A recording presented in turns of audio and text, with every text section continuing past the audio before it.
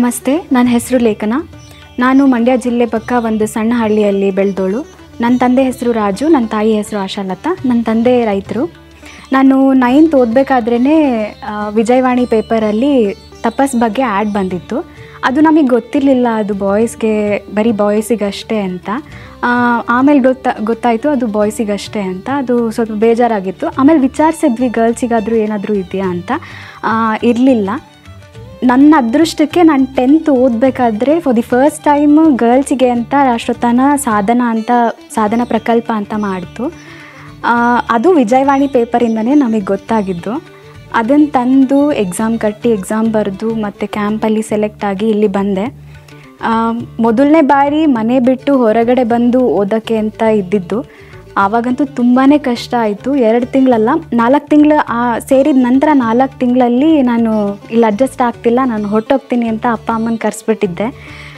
ಆ ಟೈಮಲ್ಲಿ ನಾ ಹೊರಗೆ ಹೋದ್ರೂ ಬೇರೆ ಕಡೆ ಎಲ್ಲೂ ಸೇರಿಸ್ಕೊಳ್ತಾನೂ ಇರಲಿಲ್ಲ. ಇಲ್ಲಿ ಅಂದರೆ ಆಲ್ರೆಡಿ ಬೇಸಿಗೆಲ್ಲ ಬುಕ್ ಆಗಿತ್ತು ರಾಷ್ಟ್ರೋತ್ಥಾನ ಕಡೆಯಿಂದ. ಸೊ ಇವರಿಗೂ ತೊಂದರೆ ಇತ್ತು, ನನ್ನ ತಂದೆ ತಾಯಿಗೂ ತೊಂದರೆ ಆಗ್ತಿತ್ತು. ಹೀಗಾಗಿ ರುಕ್ಮಿಣಿ ಮಾತಾಜಿ, ಆ ಟೈಮಲ್ಲಿ ರುಕ್ಮಿಣಿ ಮಾತಾಜಿ ನನ್ನ ತಂದೆಗೆ ಕಾಲ್ ಮಾಡಿ ಹೇಳಿದ್ರು, ಅಟ್ಲೀಸ್ಟ್ ಅಡ್ಜಸ್ಟ್ ಆಗುತ್ತೆ, ಅಂದರೂ ಆಗಿಲ್ಲ ಅಂತಂದರೆ ಸೆಕೆಂಡ್ ಇಯರ್ಗೆ ಬೇಕಾದರೆ ನೋಡ್ಕೊಳ್ಳೋಣ, ಫಸ್ಟ್ ಇಯರ್ ಇಲ್ಲೇ ಕಂಟಿನ್ಯೂ ಮಾಡಿಬಿಡಲಿ ಅಂತ ಹೇಳಿದ್ರು. ನನ್ನನ್ನು ಒಪ್ಸೋಕ್ಕೆ ಕಷ್ಟಪಟ್ಟಿದ್ದಂದರೆ ರವಿಕುಮಾರ್ ಗುರೂಜಿ ಮತ್ತು ಶಾರದಾ ಮಾತಾಜಿ. ಅವ್ರು ಆವತ್ತು ರುಕ್ಮಿಣಿ ಮಾತಾಜಿ ನನ್ನ ತಂದೆಗೆ ಕಾಲ್ ಮಾಡಿ ಹೇಳಿರಲಿಲ್ಲ ಅಂದು, ಇವರೆಲ್ಲ ನನ್ನನ್ನು ಒಪ್ಸಿರಲಿಲ್ಲ ಅಂದಿದ್ರೆ ನಾನು ಇಲ್ಲಿ ಇರ್ತಾನೆ ಇರಲಿಲ್ಲ.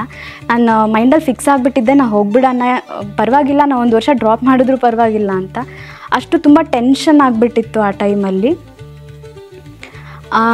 ಬಟ್ ಹೋಗ್ತಾ ನನಗೆ ಅಡ್ಜಸ್ಟ್ ಆಗೋಯಿತು. ಸೆಕೆಂಡ್ ಇಯರ್ ಕೂಡ ಇಲ್ಲೇ ಕಂಟಿನ್ಯೂ ಮಾಡಿದೆ, ಚೆನ್ನಾಗೂ ಆಯಿತು. ನಾನು ಶಿವಮೊಗ್ಗ ಮೆಡಿಕಲ್ ಕಾಲೇಜಲ್ಲಿ ಇವಾಗ MBBS ಮುಗಿಸಿದ್ದೀನಿ.